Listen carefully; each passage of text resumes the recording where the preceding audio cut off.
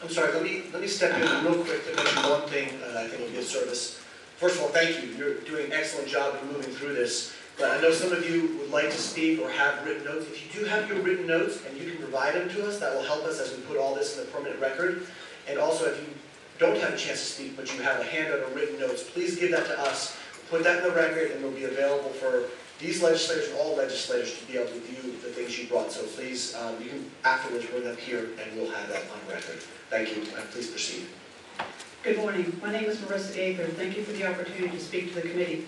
The authorization of the committee states that you are to comprehensively study both current and suggested curriculum standards in K through 12. The math and ELA standards are problematic enough. Let's not make matters worse by adopting the next generation science standards, which received grade C from the Fordham Institute, nor adopt the social studies standards.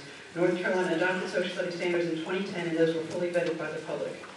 Citizens have lost their trust in government at all levels, federal, state, and even local school boards. Ask yourself, why did you run for office? Why did you want to serve on this committee? You are not elected to make the easy decisions. You are elected to do the hard work and to do the right thing for North Carolina citizens, not special interest groups. Common Core is supported by many special interest groups backed by millions of dollars. Some of the speakers here today represent groups funded by the Gates Foundation. Today I speak as a parent and a taxpayer. I am for high standards. I oppose Common Core. For example, there are major flaws with the math standards, such as experimental approach to geometry, lack of geometric proofs, light on trigonometry, and failure to prepare students for a 4-year selective school, especially for STEM majors. ELA recommended reading lists of missing important works, such as Animal Farm, 1984, and Mark Twain. Instead, some novels include questionable content, and there is too much focus on informational text. Reading the classics develop critical thinking skills. You see, details matter. Those of us who oppose Common Core national assessments and student-level data collection do so because we have done the due diligence to make the informed decision. For example, have you read the important white paper, Lowering the Bar, How Common Core Math Fails to Prepare Students for STEM, co-authored by Drs. Sandra Stotsky and James Milgram, 2 members of the Common Core Validation Committee. Both refused to sign off on the final standards. Let me highlight a few key comments. Students who at last have high school math with Algebra 2 or lower have less than a 40% chance of earning any kind of 4-year degree. Zimba, the lead writer of the math standards for the colleges most kids go to, but not the colleges most parents aspire to, and added that the standards are not for selective colleges.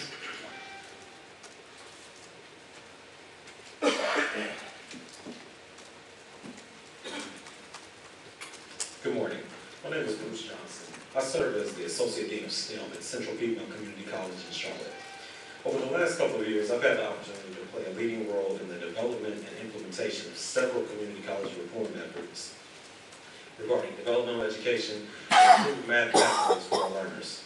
While each of these huge tasks that the North Carolina Community College faculty and staff have embarked on have ultimate goals of ensuring that students are better positioned to successfully complete college certificates, diplomas, and degrees, and to equip North Carolina with a more well-prepared workforce, this collection of work has also been very cognizant of the need to form and maintain well-aligned secondary, post-secondary connections.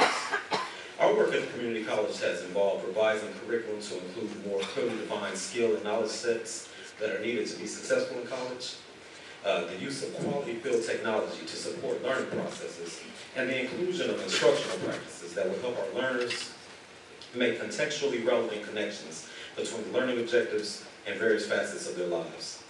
These goals that I've outlined are not uniquely present in the fine work that the colleges in our state are doing. Instead, they are also integral components of the Common Core state standards. I've been very pleased to work with multiple high schools in Charlotte and to see how the faculty and administration of those schools are embracing and working diligently to employ approaches and concepts that mirror the work that community college faculty and staff are also doing. As we move forward with efforts to better prepare our citizenry for the completion of meaningful credentials, to improve our global educational ranking amongst industrialized nations, and to establish a stronger foundation for the maintenance of a competitive economy, our work must begin with attention towards the educational needs of our children and on ensuring that they are well prepared to succeed at the next level of their educational trek. The learning goals that the Common Core state standards provide are in line with the work that our colleges have completed, are in the process of implementing, and are currently developing. Thank you.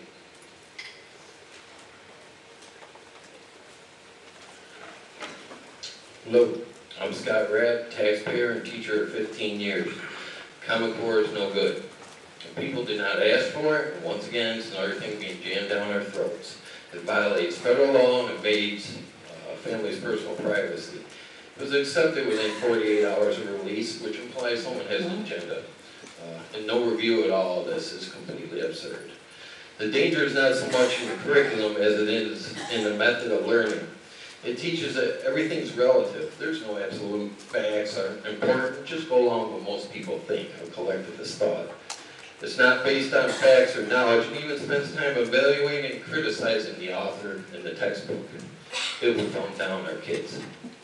The math program de-emphasizes memorization and knowing facts, and it encourages going through a lengthy process, even on the simplest of math facts. That wrong answers are okay as long as you had some good reasoning to get there. The English takes out traditional novels, replaces them with reading graphic novels, brochures, manuals, and government propaganda on sustainability, which we know is a lie. It emphasizes fantasy and myth, and does not emphasize nonfiction, which are facts, and of course supports a corporate agenda. Although only math and English were published, it seems to fit in with the remainder of the core subjects, including science, not being factual with what most people will experience, and social studies teaching a global economy, which is the very thing destroying the American economy. Why would we teach our children their own destruction? It fits a corporate agenda to teach our children to be slaves of corporations, and when the interest of corporations takes precedence, that's fascism. How dare we let Common Core invade our children's lives? Nullify it now because we the people say so.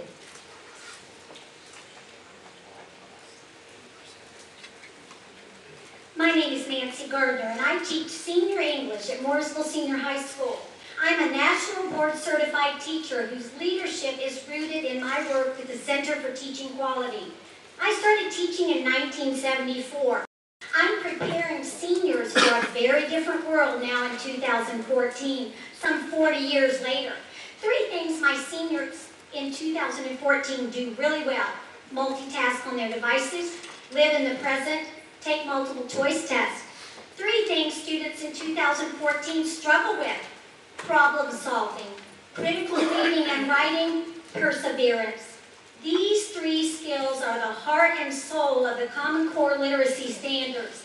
The standards outline what my seniors need to know and be able to do to be successful in a rapidly changing world. They don't tell me how to teach or what to teach. That's my job. My students can Google facts and figures all day, but if they haven't mastered literacy skills, they won't be ready for the future. It's my job to help students learn to read like detectives and write like private investigators.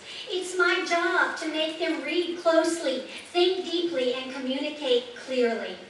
The Common Core standards help me focus on the skills these seniors need to be ready for the next part of their lives.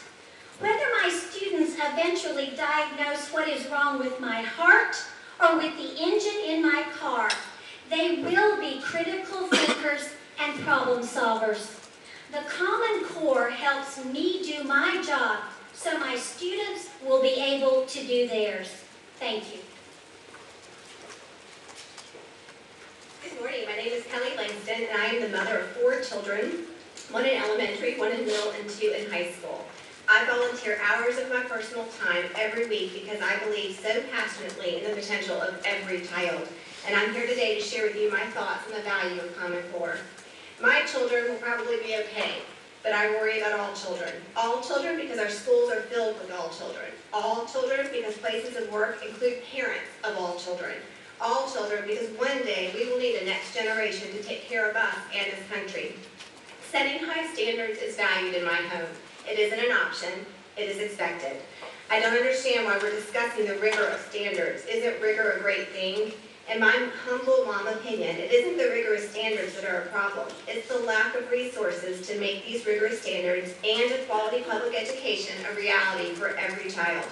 Yes, teachers need professional development, and yes, we need updated and quality educational materials. Yes, we need a touch of patience and bipartisan cooperation to make this work. Our children are sitting in classrooms right now, begging for us to believe in them. They will rise to the expectations set. And if a child can't meet the standards, we don't lower them and expect less. These are children we're talking about. We are all responsible, and we all need to get to work. These children deserve our best. These standards simply tell us what our students need to know. They ensure a level playing field for all children and give a clear guide to parents to understand what's expected at each grade level. The standards do not tell states how to implement, and they certainly do not tell teachers how to teach. Each and every awesome teacher should be allowed to use his or her creativity tailored to the unique needs of our precious children, to make our children, to meet our children where they are, and most importantly, take them where they deserve to be. As a concerned parent and a dedicated advocate for all children, I beg you to support public schools in their efforts to educate our most valued asset. Please provide the funding and policies to help our children, and I believe this includes fully supporting the Common Core. My name is Kellie Crump. I'm the parent of a 7-year-old boy. Every morning my husband walks with my son to his first grade class and helps him with his assignment on his desk. Other parents have the same routine. Parents end up helping multiple children because you hear, "Can you help me? Can you help me?"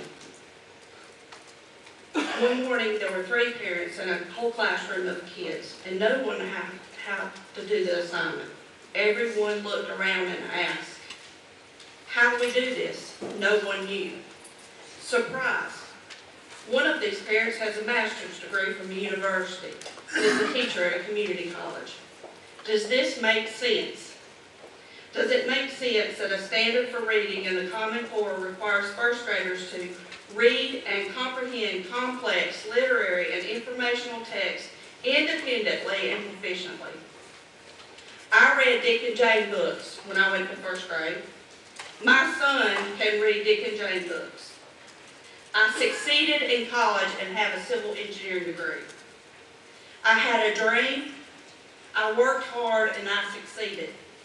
We requested my son be tested at his school so he could get additional help. The tests repeatedly say, anxious, low self-esteem, anxious, low self-esteem, anxious, low self-esteem. Imagine if you went to work every day and you worked as hard as you could. You received costly outside help. You took work home. You worked on the weekends, on holidays. But no matter how hard you tried, you couldn't do your job. Would you have any hope for a promotion or advancement? Would you have any self-esteem? Children and parents across our state are crying, they are frustrated, they are anxious, and are giving up. For the children of North Carolina, please say no to the Common Core. Thank you.